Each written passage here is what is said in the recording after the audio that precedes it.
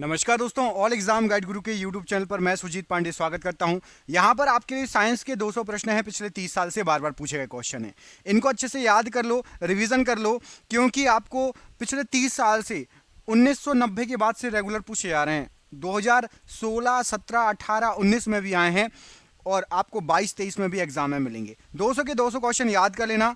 चूंकि मैं यहाँ पर रिवीजन करवा रहा हूँ तो कम समय में ज़्यादा क्वेश्चन होंगे, स्पीड रहेगी सुपर फास्ट। यूट्यूब पर ऑप्शन होता है, आप चाहें तो स्पीड धीरे तेज कर सकते हैं। तो सुपर फास्ट हम इन वीडियो क्वेश्चन को कवर करेंगे। 1 से 2 बार सुन लेना, वीडियो को अच्छे से देख लेना, तो आपको पूरे क्वेश्चन याद हो जाएंगे। ठीक है, अच्छे से 1 से 2 बार सुन लेना, 200 के 200 क्वेश्चन आपको याद हो जाएंगे। वीडियो को प्लीज सभी लाइक कर दें, नए स्टूडेंट पुराने स्टूडेंट। हमारी इस मेहनत के लिए लाइक करोगे तभी तो हम आपको और ही इतने जल्दी कम समय में ज्यादा क्वेश्चन के वीडियो लाएंगे। जिसको और वीडियो चाहिए ऐसे तो प्लीज वीडियो को लाइक जरूर कर देना। वायुमंडल में नहीं पाई जाने वाली अक्रिय गैस कौन सी है? तो रेडॉन, ये वायुमंडल में नहीं पाई जाती और ये अक्रिय गैस है। वायुमंडल में सर्वाधिक मात्रा में कौन सी अक्रिय गैस पाई जाती है? तो ऑर्गन एक अक्रिय गैस है और ये सबसे ज्यादा पाई जाती है वायुमंडल में। अक्रिय गैस की बात करें तो अक्रिय गैसों की खोज किसने की? तो रैमजे के द्वारा अक्रिय गैसों की खोज की गई। वायुमंडल में नाइट्रोजन का प्रतिशत कितना होता है? तो यदि वायुमंडल में देखेंगे तो सबसे ज्यादा नाइट्रोजन ही पाई जाती है, 78%।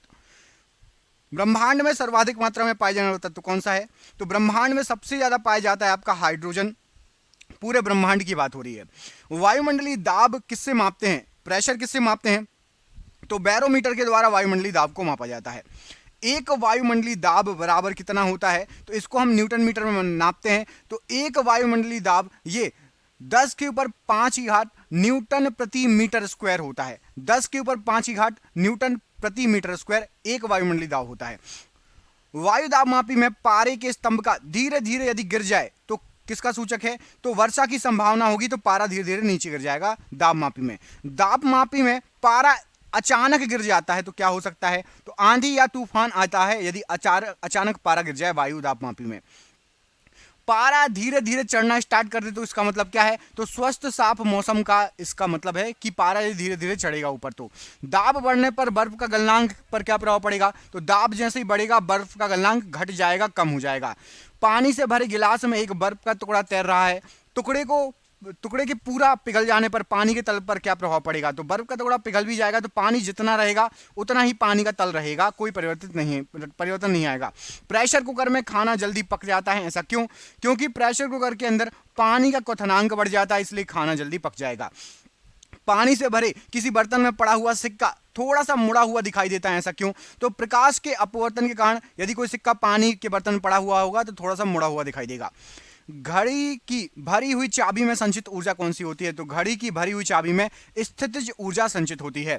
गुरुत्वीय त्वरण जी का मान कितना होता है? तो 9.8 मीटर प्रति सेकंड स्क्वायर। ये आपका जी का मान है। जी मतलब ग्रेविटी, गुरुत्वीय त्वरण। चंद्रमा पर गुरुत्वीय त्वरण का मान कितना होता है? तो पृथ्वी की अपेक्षा 1/6 भाग होगा गुरुत्वीय त्वरण चंद्रमा पर। जी का मान कम कहां पर होगा? तो यदि आप विषुवत रेखा पर खड़े होंगे तो जी का मान कम होगा। अब आएगा अधिक कहां पर होगा? तो जी का मान सबसे अधिक कहां पर होगा? तो ये ध्रुवों पर यदि आप पहुंच जाएंगे तो गुरुत्वाकर्षण का मान ध्रुवों पर अधिकतम होगा। अब आएगा आपसे कि जी का मान शून्य कहां पर होता है? तो पृथ्वी के केंद्र पर यदि आप चले जाएंगे तो ग्रेविटी, गुरुत्वाकर्षण का मान 0 हो जाएगा यदि आप बिल्कुल केंद्र पर हैं। गड्ढे में भरे पानी पर मिट्टी का तेल छिड़कने पर मच्छर मर क्यों जाते हैं? तो पृष्ठ तनाव कम हो जाता है, जिससे मच्छर तैर नहीं पाते और मर जाते हैं। कोई वस्तु द्रव में अंशतः या पूर्णतः डुबाई जाती है तो उसके भार में कमी प्रतीत क्यों होती है? तो यदि कोई वस्तु को आप पानी में डुबाओगे पूरी तरीके से या फिर थोड़े बहुत, तो उत्प्लावन बल के कारण कम हो जाता है। पानी का जो है आपको वजन कम होगा। आप भी यदि तैरते हैं तो वजन आपको अपना पानी के अंदर कम महसूस होगा, कोई भी वस्तु हो। उत्प्लावकता का सिद्धांत किसने दिया? तो आर्किमिडीज के द्वारा उत्प्लावकता का सिद्धांत दिया गया। किसी पदार्थ के 1 ग्राम संहति का द्रव्यमान लेकर इसका ताप 1 डिग्री सेंटीग्रेड बढ़ाने के लिए पदार्थ को दी गई ऊष्मा क्या कहलाती है? तो यदि आप 1 डिग्री सेंटीग्रेड 1 ग्राम संहति द्रव्यमान का बढ़ाएंगे इसको कहा जाएगा विशिष्ट ऊष्मा। याद रखना, किसी भी पदार्थ की विशिष्ट ऊष्मा कहलाती है वो। पृथ्वी के लिए पलायन वेग कितना होता है? तो 11.2 किलोमीटर प्रति सेकंड ये पृथ्वी के लिए पलायन वेग है। सूर्य के लिए पलायन वेग कितना होता है? तो किसी भी व्यक्ति को सूर्य, अपने दोस्त को जिससे आपकी दुश्मनी है उसको सूर्य तक पहुंचाना हो तो 42 किलोमीटर प्रति सेकंड की रफ्तार से वेग से उसको फेंक दोगे तो सूर्य पर पहुंच जाएगा। ऑप्टिकल फाइबर के आविष्कारक कौन थे? तो ऑप्टिकल फाइबर के आविष्कारक TH मैमान, ये ऑप्टिकल फाइबर के आविष्कारक थे। पनडुब्बी के अंदर से बाहर देखने के लिए प्रयोग किया जाता है, तो पनडुब्बी के अंदर से बाहर देखने के लिए पेरिस्कोप का प्रयोग होता है। तड़ित चालक का आविष्कार किया था तो बेंजामिन फ्रैंकलिन के द्वारा तड़ित चालक का आविष्कार किया गया था। तड़ित चालक बना होता है तो तड़ित चालक तांबे का बना होता है। प्राथमिक सेल क्या है, तो शुष्क सेल को प्राथमिक सेल की संज्ञा दी जाती है। शुष्क सेल में संग्रहित ऊर्जा कौन सी होती है, शुष्क सेल में आपकी रासायनिक ऊर्जा संग्रहित होगी, याद रखिएगा। शुष्क सेल का कैथोड किसका बना होता है, तो शुष्क सेल का कैथोड जस्ते का बना होता है। और एनोड किसका बना होता है, तो एनोड कार्बन का, एनोड कार्बन कैथोड जस्ता, याद रखिएगा। संचायक बैटरी में प्रयुक्त धातु कौन सी है, तो संचायक बैटरी में सीसा का प्रयोग होता है, उसको बोला भी जाता है सीसा संचायक बैटरी। गैलेना अयस्क है तो गैलेना सीसे का अयस्क है। लेड या सीसा संचायक बैटरी में प्रयुक्त अम्ल कौन सा होता है, तो सीसा संचायक बैटरी में सल्फ्यूरिक अम्ल का यूज किया जाता है। एक कार बैटरी में प्रयुक्त विद्युत अपघट्य होता है, तो सल्फ्यूरिक अम्ल एक कार बैटरी में प्रयुक्त विद्युत अपघट्य होता है। विद्युत अपघटन में अवकरण होता है, रिडक्शन बोलते हैं अवकरण को, तो अवकरण या रिडक्शन होता है कैथोड पर होगा रिडक्शन, याद रखिएगा। प्राकृतिक चुंबक होता है तो प्राकृतिक चुंबक जो है लोहे के ऑक्साइड होते हैं। स्वतंत्रता पूर्वक लटका चुंबक इंगित करता है, तो छोड़ देंगे चुंबक को स्वतंत्रता पूर्वक एक धागे से लटका के, तो वो उत्तर दक्षिण की दिशा में रुकेगा। अस्थायी चुंबक बनाया जाता है तो नर्म लोहे से, सॉफ्ट आयरन से अस्थायी चुंबक बनाया जाता है। स्थायी चुंबक बनता है आपका इस्पात का, याद रखना। अस्थायी चुंबक सॉफ्ट आयरन, स्थायी चुंबक इस्पात। चुंबक के समान ध्रुवों में क्या होता है, तो समान ध्रुव होंगे विकर्षण होगा, बिल्कुल सिंपल क्वेश्चन है। और असमान ध्रुवों में आकर्षण होगा, एक दूसरे से चिपक जाएगी चुंबक। चुंबकत्व खत्म कैसे हो जाएगा, तो कोई भी चुंबक लोगे उसको ज्यादा पीटोगे या फिर गर्म करोगे, उससे उसका चुंबकत्व खत्म हो सकता है। चुंबकीय सुई संकेत करती है, तो हमेशा सुई की जो नोक होती है वो उत्तर की तरफ संकेत करेगी। चुंबकीय क्षेत्र का सीजीएस मात्रक क्या है, तो गॉस चुंबकीय क्षेत्र का सीजीएस मात्रक होता है। चुंबकीय क्षेत्र की तीव्रता का एसआई मात्रक टेस्ला होता है, याद रखना क्या होता है, टेस्ला, या फिर न्यूटन प्रति एम्पियर मीटर भी बोल सकते हो, या फिर इसको वेबर प्रति मीटर स्क्वायर भी बोल सकते हो। चुंबकीय क्षेत्र की तीव्रता का एसआई मात्रक की बात हो रही है। ध्रुवों पर नमन कोण कितना होता है, तो ध्रुवों पर हमेशा नमन कोण 90 डिग्री होगा, याद रखिएगा। चुंबकीय सुई का अक्ष भौगोलिक अक्ष के साथ कितने डिग्री का कोण बनाता है, तो जो भौगोलिक अक्ष होगा उसके साथ 180 डिग्री का कोण बनाएगा। यहां पर 18 गलत लिखा है, 180 डिग्री का कोण बनाएगा, याद रखिएगा। विषुवत रेखा पर नीति कोण का मान होता है, तो विषुवत रेखा पर नीति कोण का मान आपका 0 होगा, 0 डिग्री। विद्युत धारा के चुंबकीय प्रभाव को सर्वप्रथम अवलोकित किया था, तो ऑरस्टेड ने सबसे पहले विद्युत धारा के चुंबकीय प्रभाव को अवलोकित किया था। डायनेमो, विद्युत motor, transformer, microphone, loud speaker आदि ये सब किस चीज पर काम करते हैं, तो ये सभी विद्युत चुंबकीय प्रेरण के सिद्धांत पर कार्य करते हैं, सभी के सभी। डायनेमो परिवर्तित करता है, डायनेमो यांत्रिक ऊर्जा को विद्युत ऊर्जा में, मतलब मैकेनिकल एनर्जी को इलेक्ट्रिकल एनर्जी में बदलेगा डायनेमो।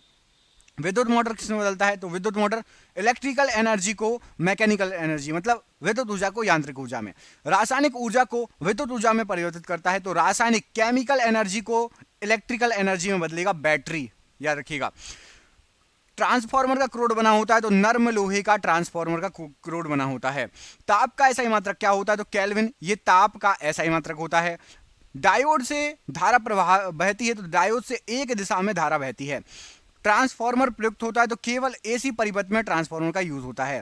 ट्रांसफार्मर का कार्य क्या है, तो उच्च एसी वोल्टेज को निम्न एसी वोल्टेज में बदलना, निम्न एसी वोल्टेज को उच्च एसी वोल्टेज में बदलना, मतलब स्टेप अप करना या स्टेप डाउन।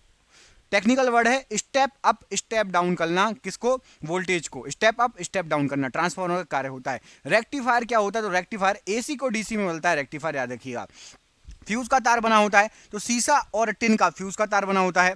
टेलीफोन लाइन में प्रवाहित होती है, तो विद्युत ऊर्जा प्रवाहित होती है टेलीफोन लाइन में। टेलीफोन के आविष्कारक कौन थे, तो ग्राहम बेल ने टेलीफोन का आविष्कार किया था। घरेलू फ्यूज तार किसका बना होता है, तो निम्न गलनांक वाला होता है घरेलू फ्यूज तार।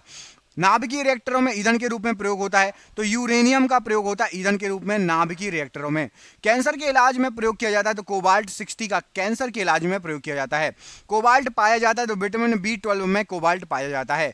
कैंसर का अध्ययन क्या कहलाता है, तो ऑन्कोलॉजी, ये कैंसर का अध्ययन कहलाता है। कीमोथेरेपी का इस्तेमाल किया जाता है, तो कैंसर के इलाज में कीमोथेरेपी का यूज होता है। कैंसर का प्रसिद्ध दवा टेक्सोल किस वृक्ष से प्राप्त होता है, तो YEW यू वृक्ष से प्राप्त होती है टेक्सोल, जो कि कैंसर की दवा है, प्रयुक्त होती है कैंसर की दवाओं में। ORT क्या होता है? तो ओरल रिहाइड्रेशन थेरेपी होती है, और ये किससे संबंधित है? तो ये अतिसार से संबंधित है ये थेरेपी, ORT थेरेपी।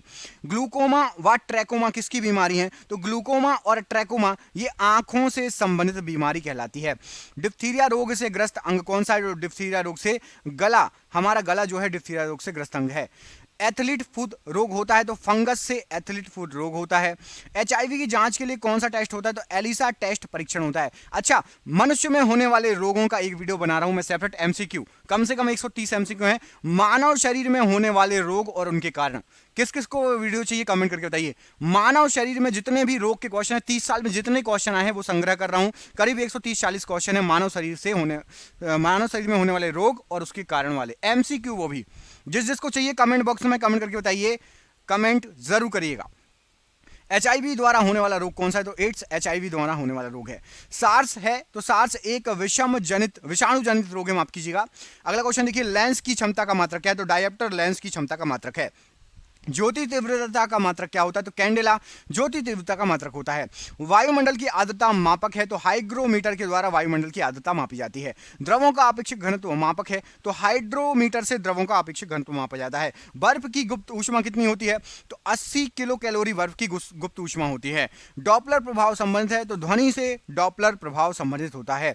समुद्री दूरी मापने की इकाई क्या है? तो नॉटिकल मील के द्वारा समुद्री दूरी मापी जाती है। पीएच मान का निर्धारण किया जाता है? तो सोरेनसन ने पीएच मान का निर्धारण किया था, याद रखिएगा।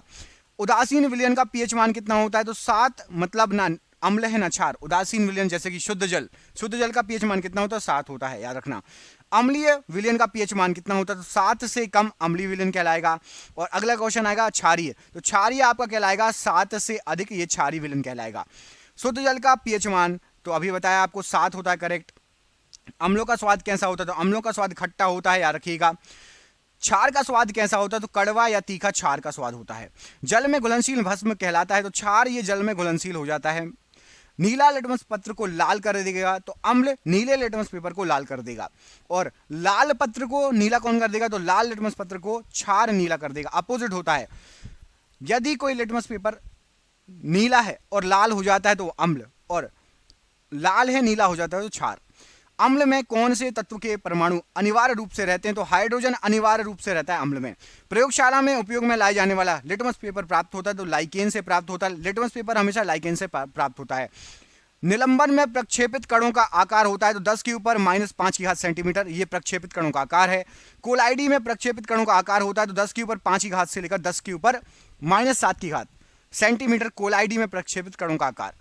कार्बन के 2 अपर रूप बताइए? तो हीरा और ग्रेफाइट, ये कार्बन के 2 अपर रूप हैं। पेंसिल का शीशा बना होता है? तो पेंसिल का शीशा हमेशा ग्रेफाइट से बना होता है, ग्रेफाइट याद रखना। किसी ठोस पदार्थ का बिना द्रव में बदले सीधे वाष्प में परिवर्तित हो जाना क्या कहलाता है? तो ऊर्ध्वपातन कहलाता है। जैसे कि आपका कपूर को जलाएंगे तो वो ठोस रहता है, लेकिन वो द्रव में नहीं बदलेगा, सीधे ही वाष्प बन जाएगा। कपूर को शुद्ध किया जाता है, तो यही ऊर्ध्वपातन, अभी आपको थोड़ी देर पहले बताया मैंने। भूपर्पटी में सर्वाधिक मात्रा में पाए जाने वाला तत्व कौन सा है? तो ऑक्सीजन भूपर्पटी पर सबसे ज्यादा मात्रा में पाए जाने वाला तत्व है। पृथ्वी पर पाए जाने वाला यूरेनियम कौन सा है? तो यूरेनियम 238 पाया जाता है। लोहा का निष्कर्षण होता है? तो हेमेटाइट से लोहा का निष्कर्षण होता है। एल्यूमिनियम का निष्कर्षण होता है? तो बॉक्साइड के द्वारा एल्यूमिनियम का निष्कर्षण किया जाता है। तांबा का निष्कर्षण होता है? तो कॉपर पाइराइड से तांबी का निष्कर्षण होता है। तरंग दैर्ध्य की ऐसा इकाई क्या है? तो तरंग दैर्ध्य मीटर या एंगस्ट्रम, ये तरंग दैर्ध्य की ऐसा इकाई है। डीडीटी का पूरा नाम क्या है? तो डाइक्लोरो डाइफिनाइल ट्राइक्लोरो इथेन, ये डीडीटी का पूरा नाम है। एग्जाम में कई बार पूछा गया क्वेश्चन है। टीएनटी का पूरा नाम क्या है? तो टीएनटी होता है आपका ट्राई नाइट्रोटोल्विन, यहां पर आई नहीं है, टीएनटी है, ठीक है। ट्राई नाइट्रोटोल्विन, ये टीएनटी का फुल फॉर्म होता है। आरडीएक्स का पूरा नाम तो रिसर्च एंड डेवलप्ड एक्सप्लोजिव, ये आरडीएक्स होता है। आरडीएक्स का अन्य नाम क्या है? तो आरडीएक्स को साइक्लोनाइट भी कहा जाता है। डायनामाइट का प्रमुख अवयव क्या है? तो नाइट्रोग्लिसरीन, ये डायनामाइट का सबसे प्रमुख अवयव है। डीडीटी कीटाणुनाशक बनाया जाता है? तो क्लोरल के द्वारा डीडीटी बनाया जाता है। यूरेनियम का प्रमुख अयस्क क्या है? तो पिच ब्लेड, ये यूरेनियम का प्रमुख अयस्क है। फेराड किसकी इकाई है? तो फेराड ये धारिता की इकाई होती है। टेप रिकॉर्डर की टेप लेपित होती है? तो पैरामैग्नेटिक चूर्ण से लेपित होती है टेप रिकॉर्डर की टेप। पोर्टलैंड सीमेंट का आविष्कार किसने किया था? तो जोसेफ स्पीडीन ने पोर्टलैंड सीमेंट का आविष्कार किया था। पोर्टलैंड सीमेंट का मुख्य घटक क्या था? तो उसमें चूना, सिलिका और एल्यूमिना मिला रहता है। पीतल मिश्र धातु है, तो पीतल जो है तांबा और जस्ता का मिश्र धातु है। सोने के आभूषण बनाते समय उसे कठोर बनाने के लिए क्या बनाया जाता है? तो तांबे धातु को मिलाया जाता है सोने के अंदर। स्टील को कठोरता प्रदान करने के लिए क्या मिलाया जाता है? तो क्रोमियम को मिलाया जाता है स्टील को यदि कठोर बनाना हो तो। सोने का लैटिन नाम क्या है? तो ओरम या एयू इसका संकेत है और ओरम नाम है। सोने का नाम क्या है? ओरम, और संकेत क्या है? एयू। चांदी का लैटिन नाम क्या है? तो अर्जेंटम चांदी का लैटिन नाम है और चांदी को बोलते हैं एजी, अर्जेंटम ओरम, याद रखना। सोना चांदी का शुद्धिकरण में प्रयोग किया जाता है, तो नाइट्रिक अम्ल HNO3 का यूज होता है सोने चांदी को शुद्ध करने में। बेकिंग सोडा, खाने का सोडा का रासायनिक नाम क्या है? तो खाने का सोडा या baking soda sodium bicarbonate NaHCO3। धोवन सोडा का रासायनिक नाम क्या है? तो सोडियम कार्बोनेट Na2CO3। कपड़े के जंग में धब्बे हटाने के लिए प्रयुक्त किया जाता है, तो ऑक्जेलिक अम्ल का प्रयोग किया जाता है धब्बे हटाने के लिए। पेट्रोलियम की गुणवत्ता प्रदर्शित होती है, तो ऑक्टेन नंबर के द्वारा पेट्रोलियम की गुणवत्ता प्रदर्शित होती है। पेट्रोल मिश्रण है, तो हाइड्रोकार्बन्स का मिश्रण होता है पेट्रोल। पेट्रोलियम के विभिन्न अवयव अलग किए जाते हैं, तो भंजक आसवन विधि के द्वारा पेट्रोलियम के अलग अलग अवयव अलग किए जाते हैं, विभिन्न अवयव। हाइड्रोकार्बन के प्राकृतिक स्रोत हैं, कच्चा तेल से हाइड्रोकार्बन प्राप्त होता है। गैसोहल मिश्रण होता है, तो गैसोहल पेट्रोल में इथेनॉल का मिश्रण होता है गैसोहल। एक पिको सेकंड किसके बराबर होता है? तो एक पिको सेकंड 10 के ऊपर -12 की घात सेकंड बराबर एक पिको सेकंड। परमाणु की प्रभावी त्रिज्या होती है, तो 10 के ऊपर -10 की घात मीटर परमाणु की प्रभावी त्रिज्या होती है। परमाणु नाभिक की खोज किसने की? तो रदरफोर्ड ने परमाणु नाभिक की खोज की। नाभिक का आकार होता है, तो 10 के ऊपर -15 की घात मीटर नाभिक का आकार होता है। 1 जूल बराबर होता है, तो 10 के ऊपर 7 की घात अर्ग, ये 1 जूल बराबर होता है। 1 न्यूटन बराबर होता है, तो 10 के ऊपर 5 की घात डाइन 1 न्यूटन में होता है। 1 माइक्रोन बराबर होता है, तो 1 माइक्रोन में 0.001 मिलीमीटर के बराबर होता है 1 माइक्रोन। वेल्डिंग में प्रयुक्त गैस है, तो एसिटिलीन गैस और ऑक्सीजन का प्रयोग होता है वेल्डिंग में। गोताखोर सांस लेने के लिए किस गैस का मिश्रण यूज करते हैं? तो ऑक्सीजन तथा हीलियम गैसों का मिश्रण यूज करते हैं। दूध से दही बनने में सहायक बैक्टीरिया है, तो लैक्टोबैसिलस बैक्टीरिया। डबल रोटी बनाने में प्रयोग होता है, तो यीस्ट का डबल रोटी बनाने में प्रयोग होता है। बेकरी में ब्रेड बनाने के लिए यीस्ट का उपयोग किया जाता है, तो ब्रेड को मुलायम और लचीला बनाने के लिए यीस्ट का उपयोग होता है। हृदय का पहला प्रतिस्थापन किसने किया था? सफलतापूर्वक डॉक्टर क्रिश्चियन बर्नार्ड के द्वारा किया गया था। अगला क्वेश्चन देखिए, भारत में प्रथम बार हृदय का सफल प्रत्यारोपण किसने किया था? तो डॉक्टर पी वेणुगोपाल जी ने भारत में सबसे पहली बार सफल प्रत्यारोपण किया था। आधुनिक एंटीसेप्टिक सर्जरी के जनक कौन है? तो जोसेफ लिस्टर आधुनिक एंटीसेप्टिक सर्जरी के जनक कहलाते हैं। हरा प्रोटोजोआ कहलाता है, तो यूग्लिना को हरा प्रोटोजोआ कहा जाता है। मछलियों में श्वसन होता है, तो गिल्स के द्वारा मछलियों में श्वसन होता है। मछली का लीवर भरपूर होता है, तो विटामिन डी के द्वारा मछली का लीवर भरपूर होता है। ऑक्टोपस है, तो ऑक्टोपस एक मृदु कवची जीव है। डायनासोर थे, तो मेसोजोइक सरीसृप कहलाते हैं डायनासोर। डॉल्फिन वर्गीकृत किए जाते हैं, तो स्तनी में डॉल्फिन वर्गीकृत किए जाते हैं। सबसे बड़ा स्तनी कौन है? तो ब्लू व्हेल या नीली व्हेल सबसे बड़ी स्तनी है। रेशम के कीड़े पालने को कहते हैं, तो सेरीकल्चर कहा जाता है रेशम के कीड़ों को पालना। एंटोमोलॉजी का अध्ययन क्या कहलाता है? तो कीटों का अध्ययन एंटोमोलॉजी कहलाता है। पक्षियों का अध्ययन क्या कहलाता है? तो ऑर्निथोलॉजी, ये पक्षियों का अध्ययन कहलाता है ऑर्निथोलॉजी। जनसंख्या का अध्ययन क्या कहलाता है? तो डेमोग्राफी जनसंख्या का अध्ययन कहलाता है। अस्थियों का अध्ययन क्या कहलाता है? तो ऑस्टियोलॉजी, ये अस्थियों का अध्ययन कहलाता है। सेलुलर और मॉलिकुलर जीव विज्ञान का केंद्र स्थित है, तो हैदराबाद में सेलुलर और मॉलिकुलर जीव विज्ञान का केंद्र स्थित है। Centre for DNA fingerprint and diagnostic अवस्थित है, तो ये हैदराबाद में अवस्थित है। घी और दूध का पीला रंग किसके कारण होता है? तो कैरोटीन के कारण घी और दूध में पीला रंग होता है।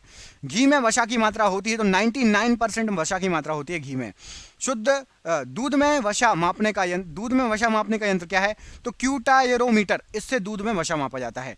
पुरुषों की नसबंदी क्या कहलाती है? तो बेसेक्टॉमी पुरुषों की नसबंदी कहलाती है। स्त्रियों की नसबंदी क्या कहलाती है? तो ट्यूबेक्टॉमी स्त्रियों की नसबंदी कहलाती है। आहार नाल में स्टार्च के पाचन में अंतिम उत्पाद क्या है? तो माल्टोज आखिरी उत्पाद है आहार नाल में स्टार्च के पाचन में। लैक्रिमल ग्रंथियां स्त्रावित होती हैं, तो लैक्रिमल ग्रंथियां स्त्रावित करती हैं, तो आंसू जो निकलते हैं वो लैक्रिमल ग्रंथियों से ही निकलते हैं। एटीपी का निर्माण घटक है, तो फ्रक्टोज एटीपी का निर्माण घटक है। जीव जगत का सबसे बड़ा संघ कौन सा है? तो ऑर्थोपोडा जीव जगत का सबसे बड़ा संघ है। संसार का सबसे बड़ा पक्षी कौन सा है? तो शुतुरमुर्ग संसार का सबसे बड़ा पक्षी है। दूरबीन के आविष्कारक कौन है? तो गैलीलियो ने दूरबीन का आविष्कार किया है। धूप के चश्मे की क्षमता क्या होती है? तो 0 डायप्टर का होता है धूप का चश्मा। वस्तु की मात्रा बदलने पर अपरिवर्तित रहेगा। तो वस्तु का घनत्व यदि मात्रा बदल भी जाए तो वस्तु का घनत्व नहीं बदलेगा। सेल्सियस और फ़ारेनहाइट तापमापी एक ही मान प्रदर्शित करते हैं। तो -40 डिग्री पर सेल्सियस और फ़ारेनहाइट दोनों का तापमान दोनों एक ही मान प्रदर्शित करेंगे। सोनार प्रयोग किया जाता है तो 9 संचालकों द्वारा सोनार का यूज होता है। लेंज का नियम आवश्यक है तो ऊर्जा के संरक्षण के लिए लेंज का नियम आवश्यक होता है। हॉर्न सिल्वर एस्क है तो चांदी का एस्क होता है हॉर्न सिल्वर। चांदी का निष्कर्षण होता है तो अर्जेंटाइट के द्वारा चांदी का निष्कर्षण किया जाता है। साधारण नमक का रासायनिक नाम क्या है? तो सोडियम क्लोराइड NaCl साधारण नमक का रासायनिक नाम है। समुद्र जल में सर्वाधिक मात्रा में पाए जाने वाला लवण कौन सा है? तो समुद्र जल के अंदर सोडियम क्लोराइड सर्वाधिक मात्रा में पाया जाता है। चूने के पानी को दूधिया कर देता है तो कार्बन डाइऑक्साइड गैस चूने के पानी को दूधिया कर देता है। कृत्रिम सुगंधित पदार्थ बनाने में प्रयोग किया जाता है तो एथिल एसीटेट का कृत्रिम सुगंधित पदार्थ बनाने में प्रयोग किया जाता है। कैल्शियम कार्बाइड पर जल की प्रतिक्रिया के द्वारा कौन सी गैस निकलेगी? तो कैल्शियम कार्बाइड पर जल डालेंगे तो एसिटिलीन गैस निकलेगी। परमाणु भार का अंतर्राष्ट्रीय मात्रक क्या होता है? तो C12 ये परमाणु भार का अंतर्राष्ट्रीय मात्रक है। रेडियो सक्रियता की इकाई क्या है? तो क्यूरी रेडियो सक्रियता की इकाई है। हाइड्रोजन के समस्थानिकों की संख्या क्या है? तो 3 हाइड्रोजन के समस्थानिकों की संख्या है। चूना पत्थर लाइमस्टोन का रासायनिक नाम क्या है? तो कैल्शियम कार्बोनेट CaCO3 ये लाइमस्टोन का रासायनिक नाम है। प्लास्टर ऑफ पेरिस का रासायनिक नाम क्या है? तो प्लास्टर ऑफ पेरिस को बोलते हैं calcium sulphate hemihydrate. Penicillin antibiotic प्राप्त की जाती है तो फफूंदी से पेनिसिलिन एंटीबायोटिक प्राप्त की जाती है। सफेद स्वर्ण कहते हैं तो प्लेटिनम को सफेद स्वर्ण कहा जाता है। द्रव सोना कहलाता है तो पेट्रोलियम द्रव सोना कहलाता है। इलेक्ट्रॉन वोल्ट इकाई है तो ऊर्जा की इकाई है इलेक्ट्रॉन वोल्ट। जिप्सम का रासायनिक सूत्र क्या है? तो CaSO4 × 2H2O जिप्सम का रासायनिक सूत्र है। और आज का आखिरी क्वेश्चन, मानव शरीर का सबसे बड़ा अंग कौन सा है? तो मानव शरीर का सबसे बड़ा अंग होता है त्वचा। कमेंट करके बताना है आपको कि मानव शरीर की सबसे बड़ी हड्डी कौन सी है। आपके लिए सरप्राइज क्वेश्चन है, मानव शरीर की सबसे बड़ी हड्डी कौन सी है? कमेंट करके बताइए। दोस्तों वीडियो अच्छा लगा हो तो प्लीज वीडियो को शेयर कर दीजिए। यदि आप ग्रुप डी की तैयारी कर रहे हो, 1000 ग्रुप डी के क्वेश्चन चाहिए हैं तो प्लीज इस वीडियो को कम से कम 2-4 लोगों को शेयर कीजिए। मैं 1000 ग्रुप डी साइंस के क्वेश्चन एक ही वीडियो में लेकर आ जाऊंगा आपके लिए। 1000 क्वेश्चन एक ही वीडियो में। प्लीज वीडियो को शेयर कीजिए 2 से 3 से 4 लोगों के लिए और कमेंट करके जरूर बताना मानव शरीर की सबसे बड़ी हड्डी कौन सी होती है। आप सभी का बहुत बहुत धन्यवाद। देख लीजिए वीडियो लाइक करना भूल तो नहीं गए। चैनल पर जाइए, बहुत सारे वीडियो मिलेंगे। बहुत बहुत धन्यवाद। जय हिंद, जय भारत।